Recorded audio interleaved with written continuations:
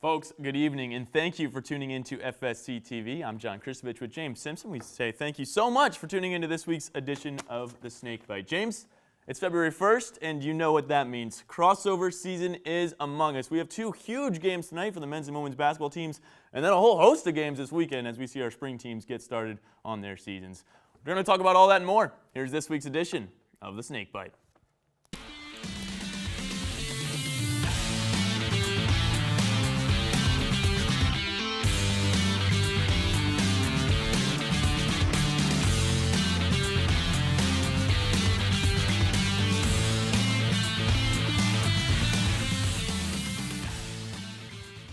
Florida Southern men's basketball team faced off against number 2 ranked Nova Southeastern this past weekend. The Sharks, who've been undefeated in the past 2 regular seasons, were challenged from the get-go by the Mocs' scoring attack.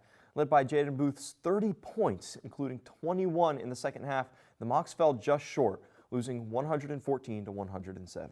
Despite the back-to-back losses, they proved that they can compete with the best in Division II, being the only team this season with 10 points of Nova and coming scarily close to beating them outright. The Mocs remain in a 4-way tie for second place with a conference record of 7-6 and will face off against Eckerd College this evening on the road. Yeah, James, the men's basketball team really showing some grit. Now with a 7-point loss, again, like you said, the only team within 10 points so far this season. Well, they showed that they can compete with the best, and so did the women. The women's basketball team began their game on Saturday with a 13-0 first quarter. That's the fewest points allowed in a first quarter in program history. The Mocs were led by 𝙏𝙃𝙀 in the gritty 66-58 win over 24-ranked Nova Southeastern. This came after a heartbreaking last-second loss to PBA when the Mocs let a lead slip away, losing on a buzzer-beater 3-point attempt to end the game. They currently sit 4th in the conference, as you see on your screen, with an SSC record of 8-5, looking to keep the momentum rolling as they play the top-ranked team, Eckerd College, on the road tonight.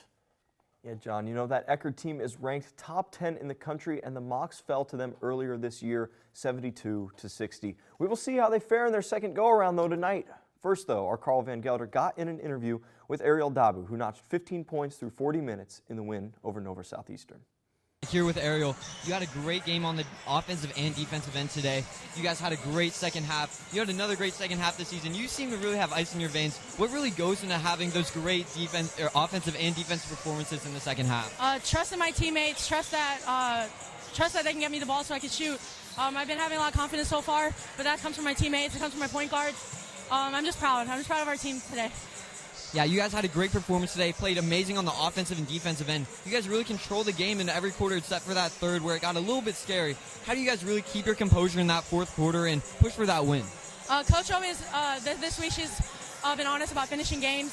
We know we haven't been finishing games at the best of our ability, so we did that tonight against the top 25 team in the nation. So we just wanted to prove to everyone that we belong in this conference and that we're going to finish strong these next 7 games. Awesome. Congrats. Thank you. Great stuff from Carl and Ariel, as always. She seems to be leading that team, really, these last few games. Well, let's turn our attention to the men's lacrosse team. They're slated to get their season started this Friday, 2 days on the road as they take on the University of Alabama Huntsville, the long-awaited season debut.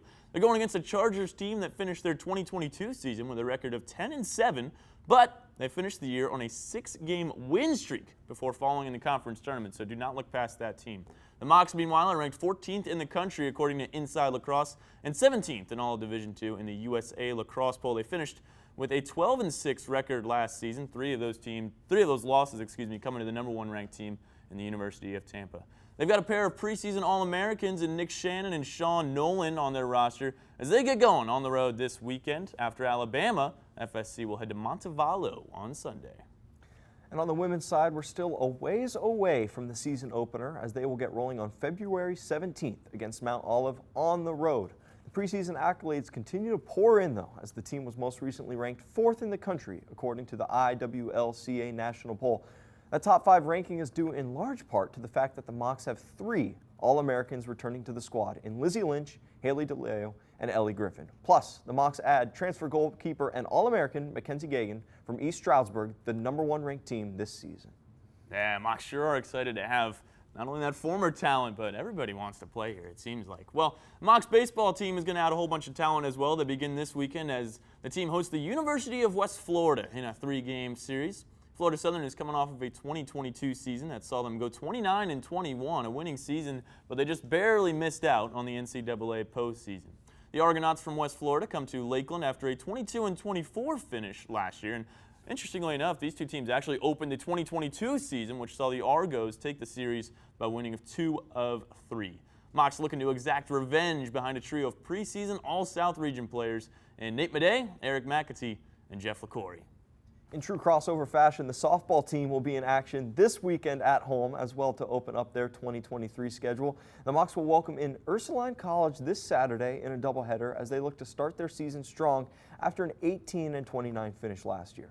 This will be the first season the teams play each other since 2020, with the Mocs holding the overall advantage with 4 wins to 2 losses since 2018. The Mocs have had plenty of returners from last season under third-year head coach Mo Triner. Destiny Colgate and Jaden DeWitt will be a couple of familiar faces as they get going.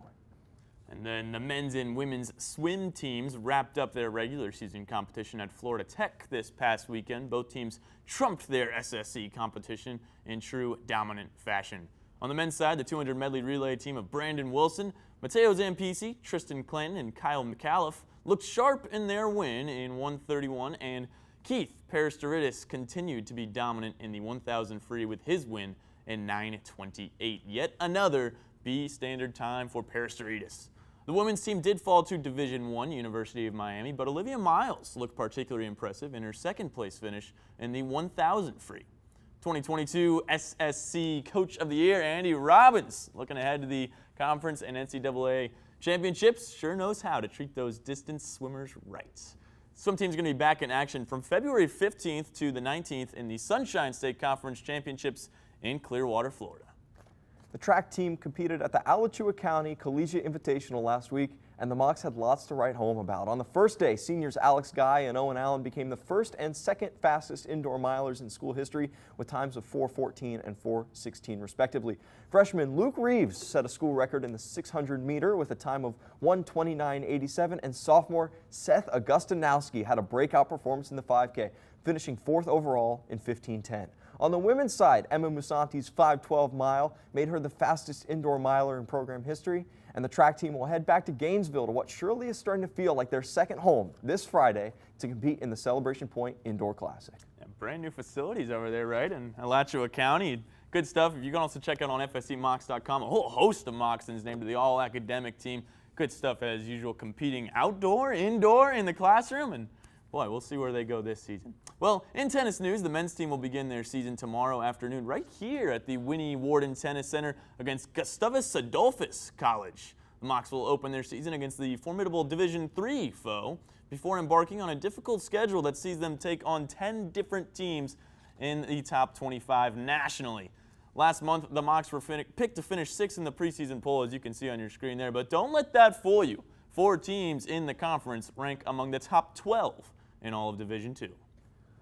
On the other side of the court, the women enter the season ranked 24th in the International Tennis Association Top 25 Division II preseason poll. The Mocs will open their campaign this weekend as they host the Mock Invite, in which they'll compete against Tampa, St. Pete College, and Flagler.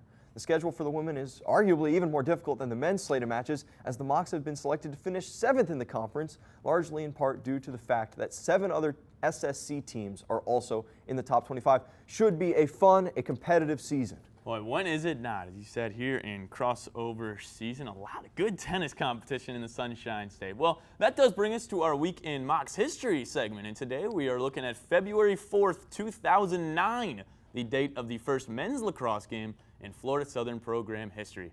The Mocs, in their very first game, lost in overtime that day to Hartwick College before going 4-6 in their inaugural season. 2 years later, head coach Marty Ward took over the reins of the program, and James, now the Mocsons, 14 years later to the day, will begin their 15th season in program history. Should be a good one. Well, that's all we have for you on this week's edition of the Snakebite. John Kristovich, James Simpson saying, hey, enjoy this crossover season, enjoy this month of February.